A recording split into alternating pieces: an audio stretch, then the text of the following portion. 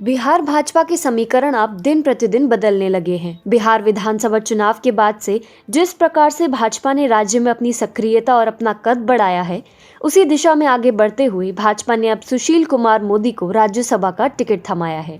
लोक जनशक्ति पार्टी के संस्थापक रामविलास पासवान की असामयिक मृत्यु से उनकी राज्यसभा सीट रिक्त पड़ चुकी थी, जिसे किसी भी स्थिति में भरा जाना था। अब भाजपा एक प्रकार से धर्म संकट की स्थिति में थी। यदि वे लोजपा को ये सीट देती तो बिहार में सहयोगी दल जेडीयू उनसे नाराज हो जाती। भाजपा न जेडीयू का साथ छोड़ना चाहती है और न ही लोजपा का।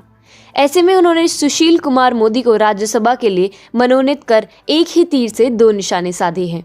एक तो उन्होंने दोनों दलों के साथ अपने संबंधों को यथावत रखने के लिए मार्ग प्रशस्त किया है, और दूसरा उन्होंने सुशील कुमार मोदी को बिहार की राजनीति से दूर भी रखा है। बता दें कि सुशील कुमार मोदी 2005 से 2015 और फिर 2017 से 2020 तक बिहार के उप मुख्यमंत्री रहे, लेकिन उनके रहते बिहार भाजपा कभी भी राज्य में एक मजबूत पार्टी नहीं बन पाई। लेकिन सुशील कुमार मोदी ने ऐसा क्या किया जिसके कारण उन्हें बिहार की राजनीति से दूर रखा जा रहा है? कहने को वे एनडीए में भाजपा के प्रतिनिधि थे, लेकिन वे भाजपा से ज्यादा नीतीश कुमार के प्रति वफादार दिखाई देते थे। वे न केवल नीतीश कुमार को बिहार के मुख्यमंत्री पद पर बने रहने देखना चाहते थे, बल्कि पीएम मोदी को नीचा दिखाना चाहते थे जब वे गुजरात के मुख्यमंत्री हुआ करते थे। यदि आपको इस बात पर विश्वास नहीं तो 2008 में कोसी नदी में उत्पन्न बाढ़ के बारे में पढ़ लीजिए। 2008 में बिहार में कोसी में उत्पन्न बाढ़ के पश्चात राहत कार्य में सहायता हेतु सीएम नरेंद्र मोदी ने गुजरात की ओर से 5 करोड़ रुपए राहत कोष में जमा कराए थे। लेकिन जैसे ही इसकी खबर अखबार में छपी तो अल्पसंख्यक वोट बैंक छीनने के भय से नीतीश कुमार ने पूरा का पूरा पैसा वापस कर दिया। इसके अलावा जब मोदी बिहार दौरे पर आए तो नीतीश कुमार ने उनसे मुलाकात तक नहीं की।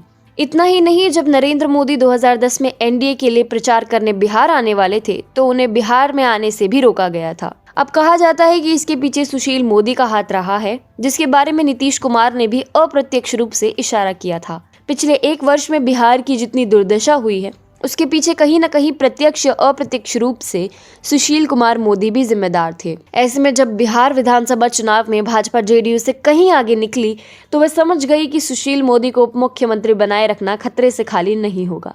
इसलिए उन्होंने यूपी मॉडल की तर्ज पर तारकिशोर प्रसाद और रेणु देवी को बिहार का उप मुख्यमंत्री बनाया।